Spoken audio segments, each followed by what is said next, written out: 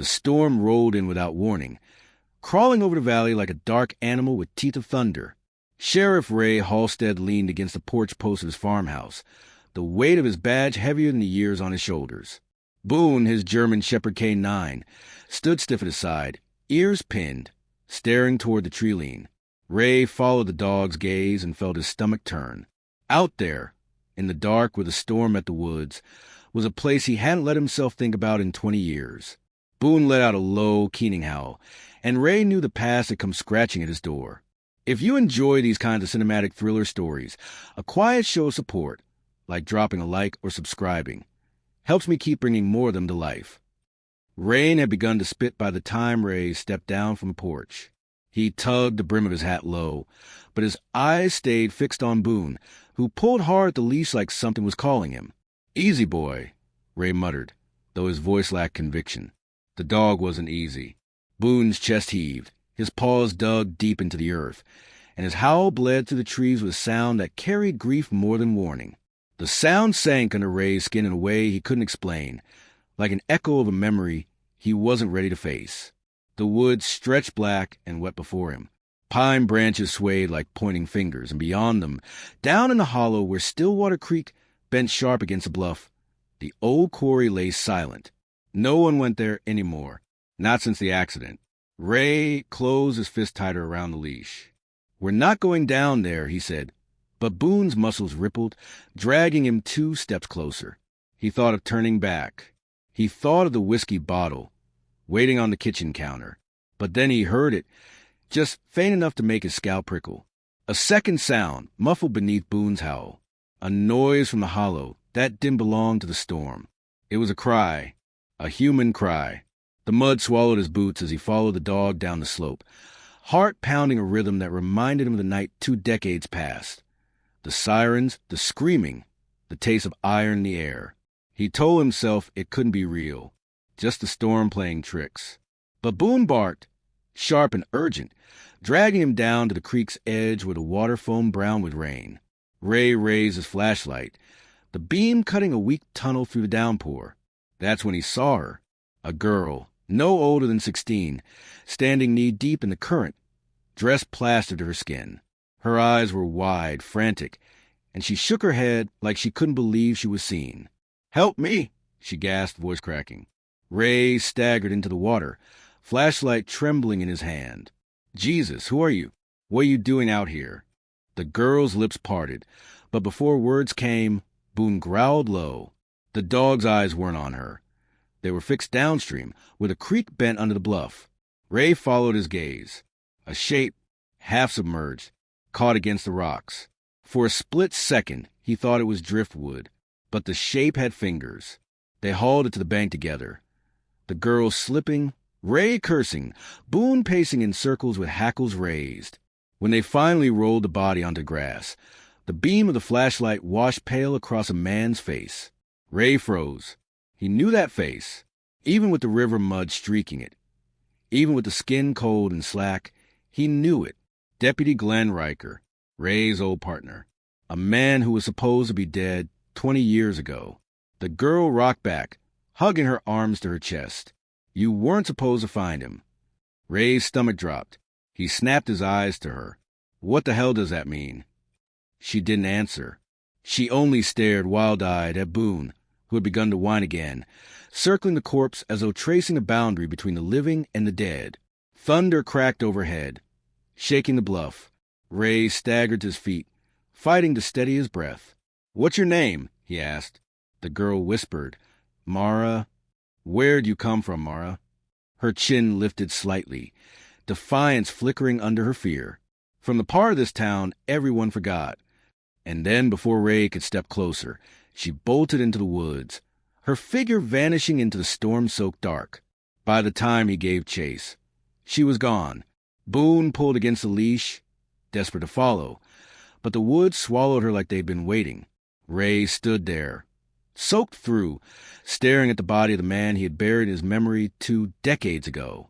He remembered the night Glenn vanished. He remembered the fire, the screams, the agreement they'd all made to never speak of it again. And now here he was, back from the creek, bed like a curse dragged up by the storm. Boone let out another long, mournful howl, the sound rolling down into Stillwater Hollow like a signal. Ray felt the past closing around him, thick as the rain. The next morning, the news had already begun to seep. You couldn't hide something like a corpse washing up, not in a town the size of Ashwick. By sunrise, Sheriff Halstead's front porch creaked with the boots of his deputy, young Eli Crawford. Eli looked uneasy as he adjusted his belt, dripping hat in hand. "Sheriff," folks are talking. "Some say you were seen down by the quarry last night." Ray poured black coffee into a chipped mug and drank deep before answering. "They're right.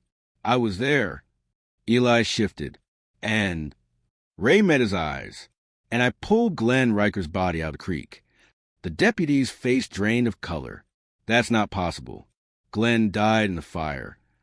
I know what I saw." Eli swallowed, his throat tight. "What do we tell people?" Ray set the mug down hard enough to crack the glaze. "Nothing. Not until I know what the hell is going on." Eli hesitated, then leaned closer, lowering his voice. "Sheriff, if Glenn's body's out there, then it means somebody lied. About everything." Ray said nothing, because the truth was already gnawing at him. He hadn't just been there the night Glenn disappeared. He had been part of the lie. And now the woods had given Glenn back. That night, Ray dreamed of fire. He dreamed of the old church on the hill, flames gnashing the stained glass until the Virgin Mary's face melted to black. He dreamed of Glenn's hand reaching through smoke, grasping, begging, and of his own boots moving backward instead of forward. When he woke, Boone was sitting by the window, ears sharp, eyes locked on the woods, watching, waiting. Somewhere out there, Mar was running. Somewhere out there, the truth was clawing its way to the surface. And Ray knew, with a certainty that hollowed him out, that Boone's howl had only opened the first crack. The past was coming undone. The woods smelled of wet earth and pine sap, the kind of smell that clung to your lungs and never let go. Sheriff Ray Halstead pushed through undergrowth with his flashlight bobbing, Boone close on his heel. It had been 2 nights since Mara vanished into the storm, and every step Ray took felt heavier, like the land itself wanted him gone. He hadn't told Eli where he was headed. Some things you didn't explain until you had proof in your hand. The quarry, the creek, the body, those were proof enough. But Mara, she was something else. A ghost with a pulse. A reminder that the past hadn't drowned with Glenn Riker. Boone stopped suddenly, ears pricking. He sniffed, growled, then padded forward with deliberate steps, nose pressed low to the ground. Ray followed. His light cut through brambles and snagged on a small wooden shack half hidden by vines and rot. He knew this place. Everyone in Ashwick did. The McCall shack. No one had lived there in 20 years. The door hung crooked, split in the middle like it had been kicked once and never fixed. Boone pawed at it, whining. Ray's throat tightened. He could almost hear the voices of McCall family echoing from inside, laughter and music from a time before their name turned sour, before the fire. He pushed the door open, the hinges screaming. Inside, dust layered everything except for one thing, the center of the floor. A patch it would have been cleared, scrubbed almost raw, as if someone had been down on their knees working at it. Boone paced the room, nose twitching. Then he sat abruptly, ears back, eyes on the floorboards. He let out that same keening whine. Ray crouched. His fingers traced the grooves of the wood. Something had been dragged here, over and over again. Something heavy. And then he saw it. A tiny nail head bent sideways. He pried with his pocket knife until the board lifted. The smell hit him first. Rot. Beneath the floor, wrapped in mold-stained canvas, was another body. Ray's pulse hammered. He reached down, pulled back the canvas. A man's face, hollow-cheeked, mouth locked in a scream no one had ever heard. Not Glenn this time. Someone else. Behind him, a voice whispered, "You shouldn't have come here." Ray spun, hand on his pistol. Boone barked, teeth flashing. Mara stood in the doorway, soaked through, hair plastered to her face. But her eyes, those weren't scared anymore. They were hard, like river stones. "You knew," Ray said, breath ragged. "You knew about this." She didn't flinch. They put them here because no one would look, because everyone wanted to forget. Ray shook his head. Who's they? Mara's jaw tightened. The same men who swore Glenn died in that fire.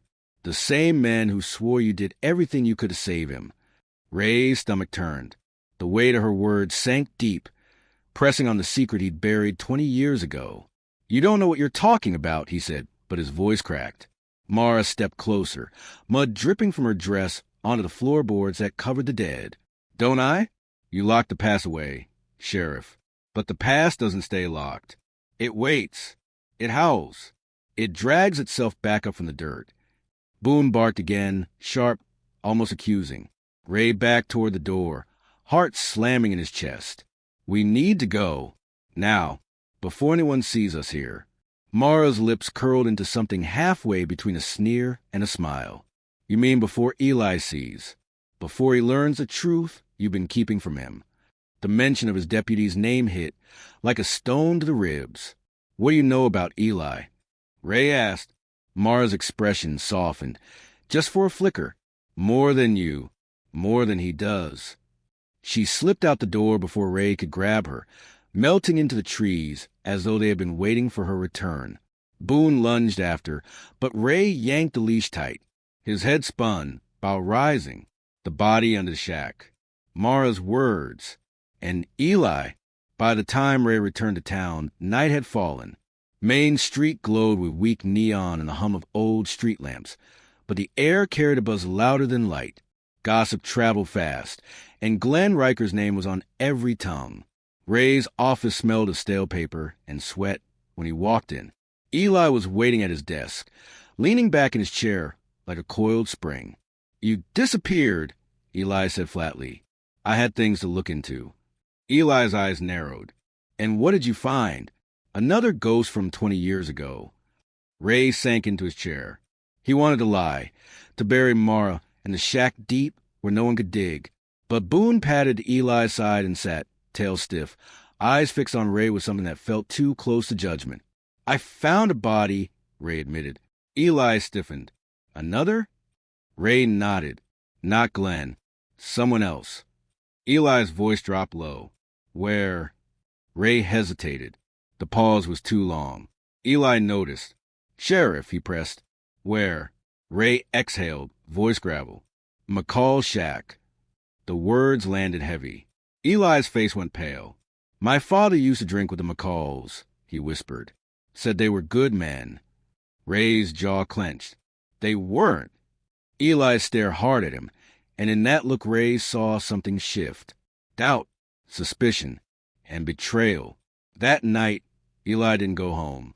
Ray knew because he drove past the Crawford house after midnight, Boone restless in the passenger seat. The lights were off, the truck gone. He found Eli's truck an hour later, parked near the quarry. The rain had started again, steady sheets blurring the world. Ray followed Boone down to the creek, boots sinking in mud, and when he rounded the bluff he saw them, Eli and Mara, standing together, talking in hushed voices. Ray froze, every nerve screaming. Boone growled low. Mara turned her head, eyes finding him in the dark like she'd known he was coming. Eli followed her gaze, his face unreadable under the storm.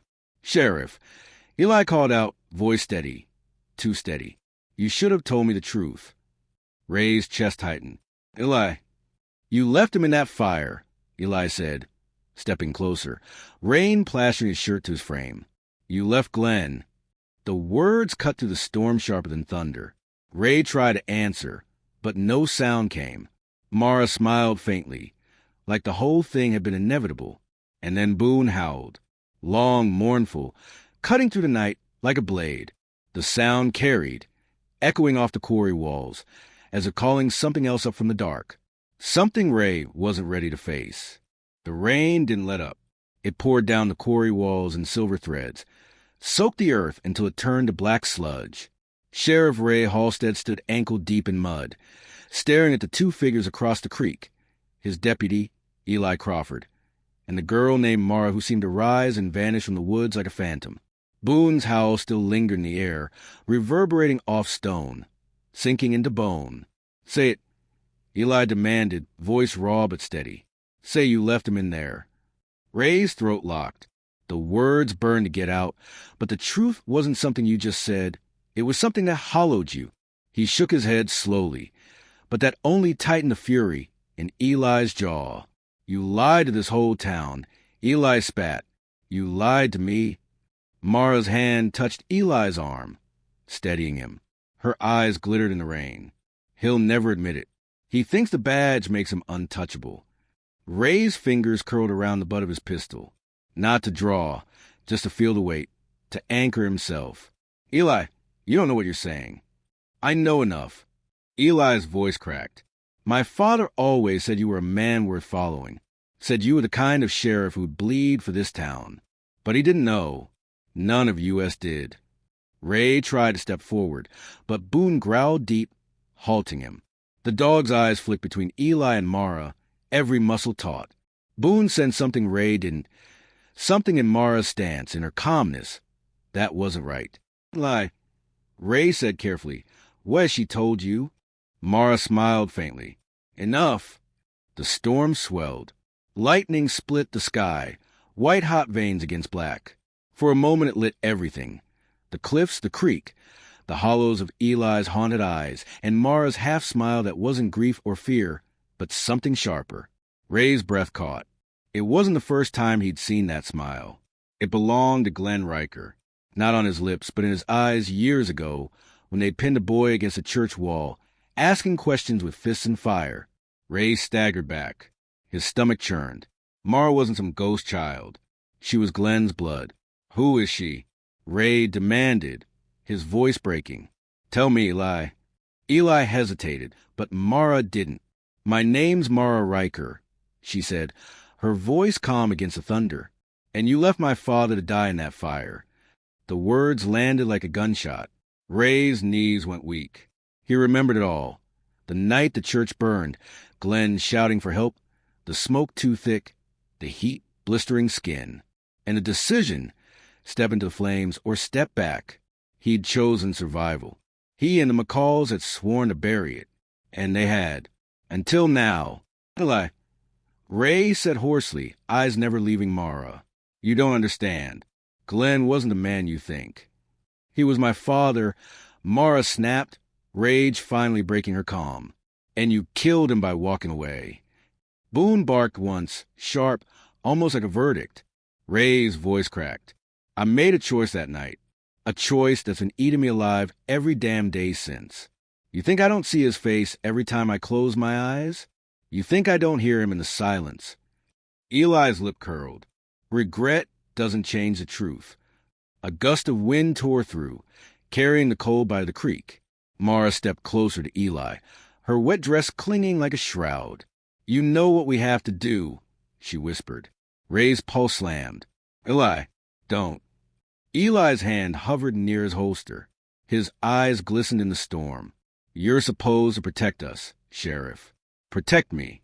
Instead, you built your career on a lie. Ray lifted his hands, palms open. You're right. I failed. I failed Glenn. I failed this town, and maybe I failed you. But pulling that trigger won't give you the truth. It'll bury it deeper. Mara's voice sliced through. He buried my father.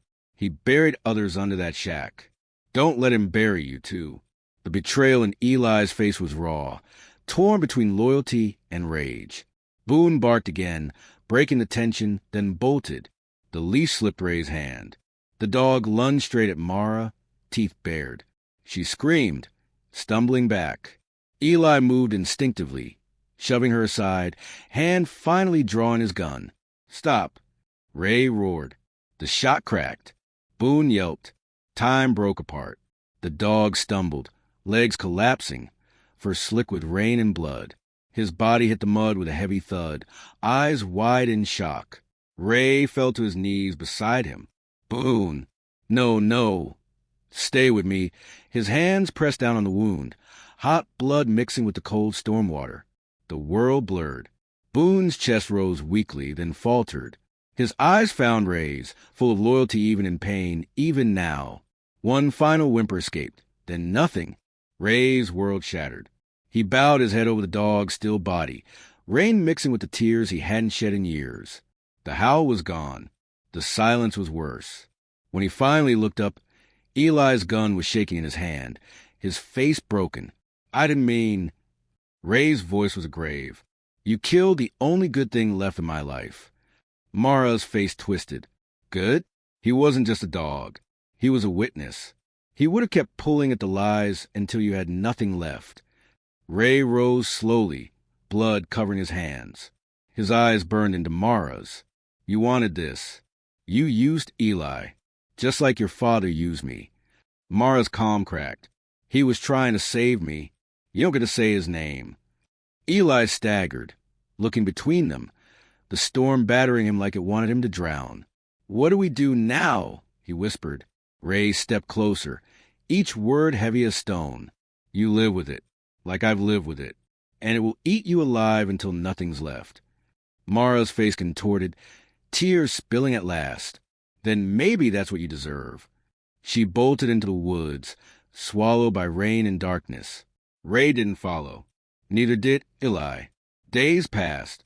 Boone was buried on the hill behind Ray's farmhouse, under the oak that had stood longer than the town itself. Ray dug the grave with his own hands, through blisters and blood, until the earth gave him enough space to lay down the only soul who had never betrayed him. When the townsfolk asked about the storm, about Mara, about the whispers of Glenn Riker's return, Ray said little. Some truths he locked away again, not to protect himself this time, but to protect what little peace the town still had. Eli kept his badge, but he couldn't meet Ray's eyes anymore. Their trust was ash. Every word between them sounded like an echo in an empty room. Mara was never found. Some said she vanished into the woods. Some said the creek took her. Ray suspected she was still out there, waiting, watching. At night, the farmhouse was too quiet. The absence of Boone's nails on floorboards, his steady breath at the door, hollowed Ray deeper than any lie ever had. He sat by the window, whiskey in hand, watching the woods, listening. No howl came, and in that silence, Ray finally understood what it meant to carry a truth that could never be set free.